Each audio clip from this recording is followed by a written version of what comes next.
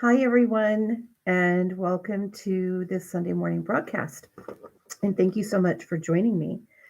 Uh, Today, we are talking about the gentler awakening. And in last week's broadcast, Kate West from When Lightning Strikes visited with me.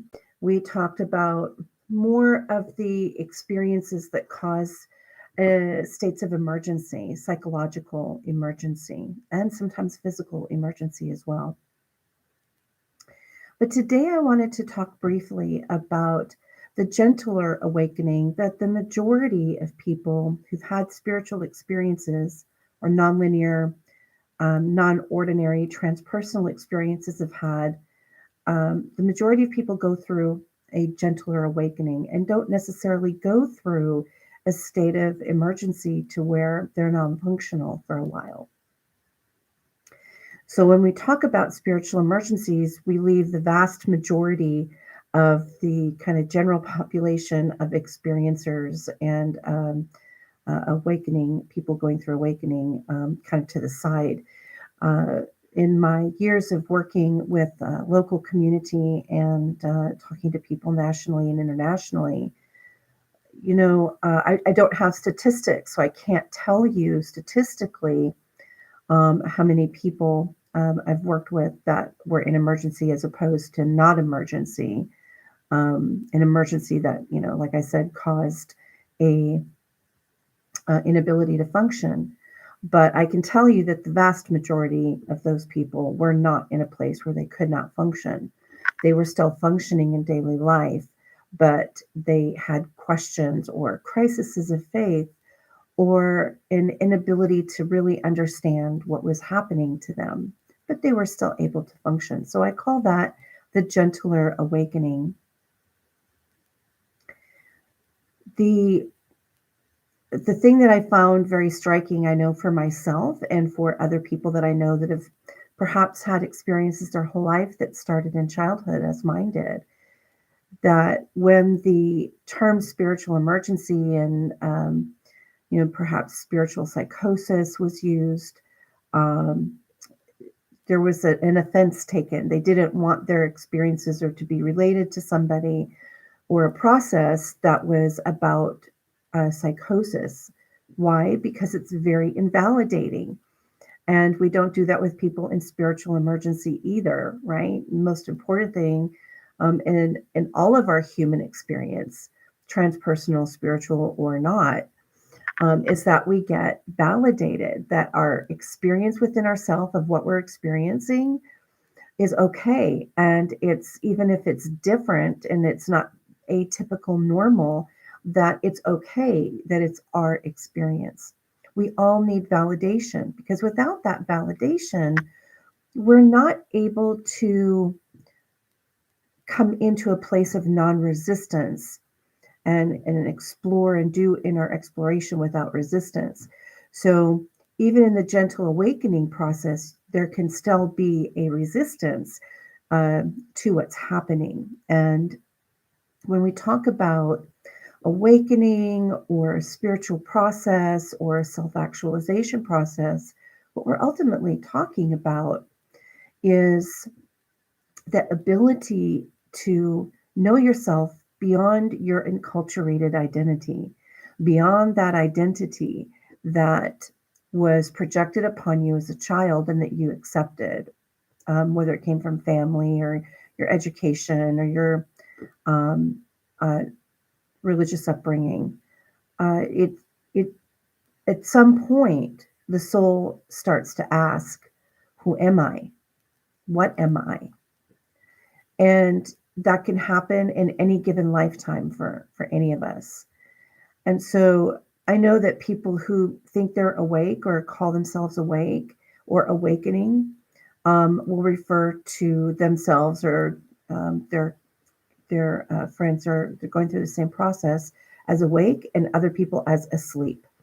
And so, um, which we have to be careful of, right? Because there are varying levels of awakeness and varying levels of being asleep too. And so we have to be careful in the spiritual community how we're using those words and the meaning that we're ascribing to people, because most of the time we don't know the people that we're calling asleep.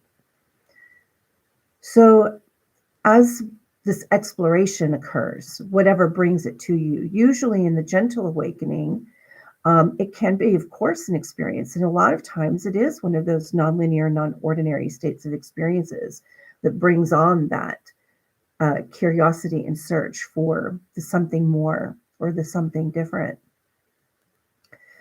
But oftentimes it's just a gentle nudge that something doesn't feel right anymore.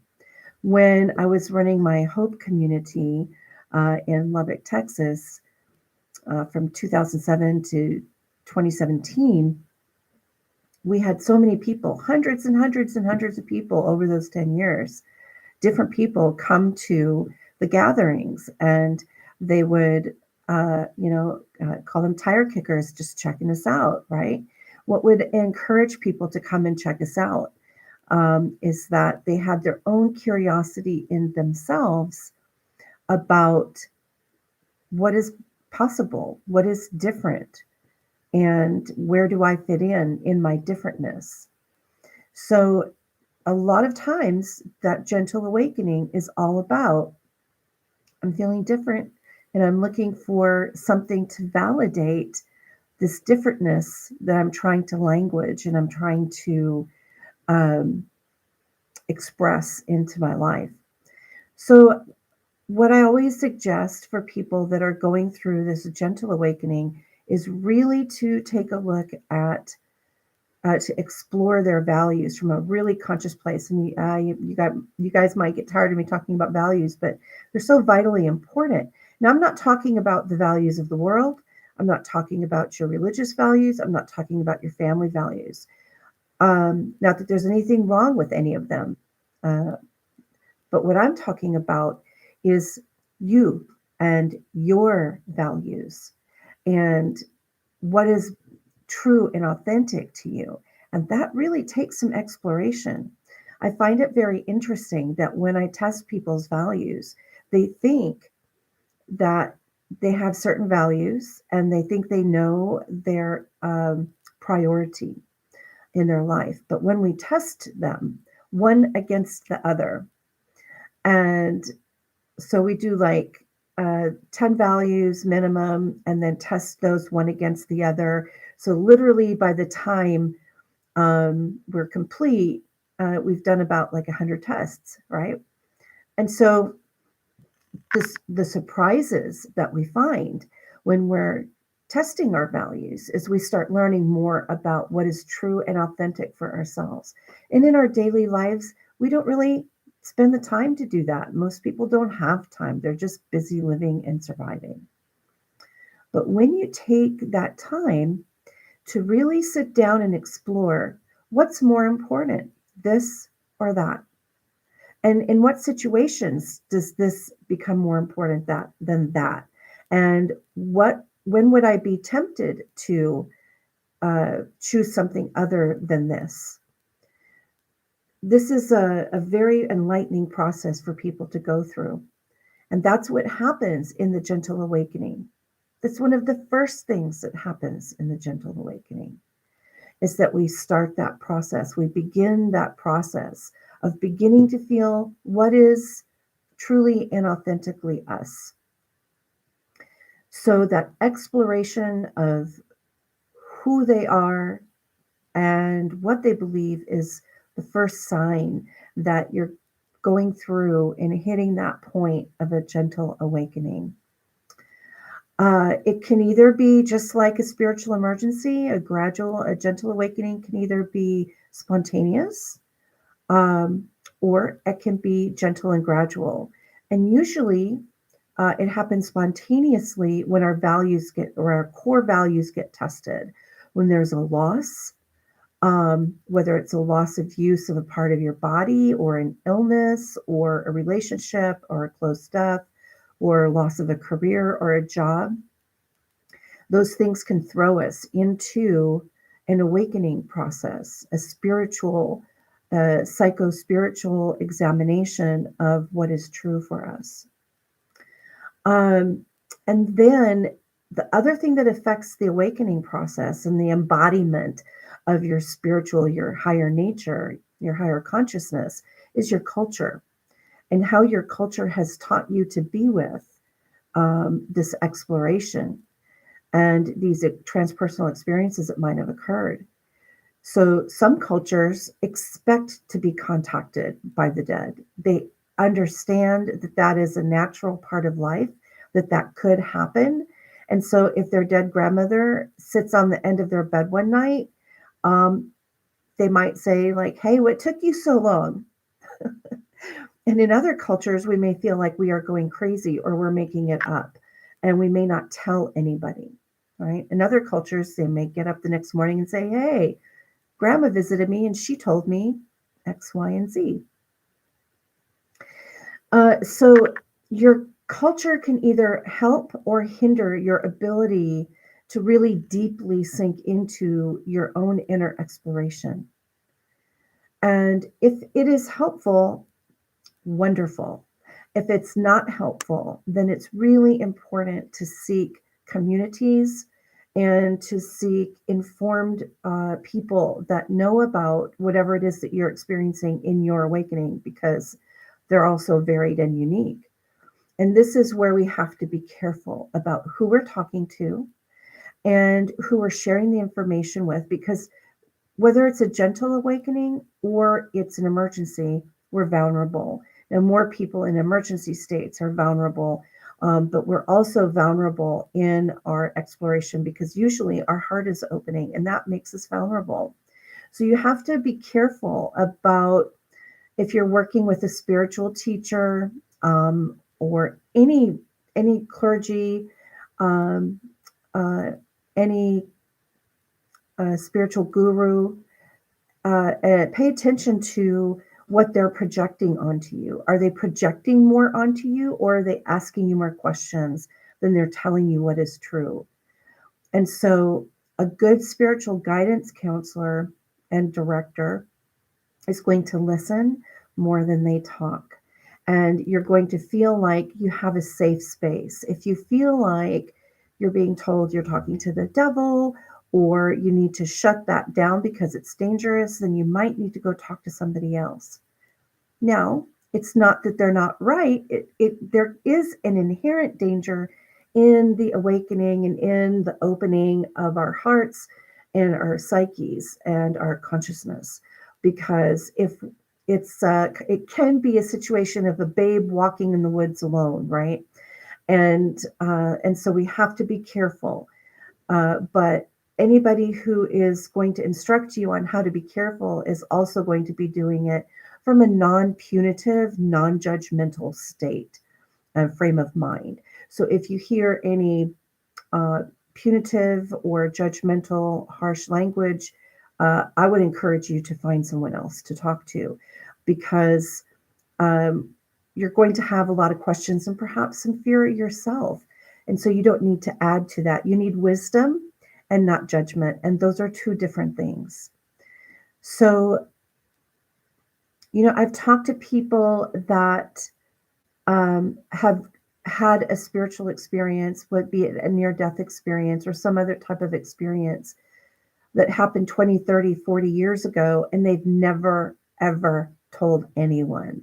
And they have sat with that experience for decades and lived their life and and have had this questioning, this yearning inside to explore that more deeply or to talk to somebody about it and to share and to give it more space in their life to talk to them and inform them about what it meant for them.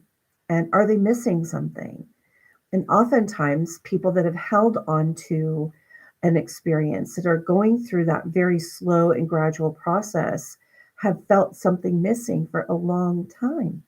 And so, if you're listening to this, if you've got a friend or a loved one going through a potential awakening, one of the most important things that you can do is to be that quiet, soft space for them to be received.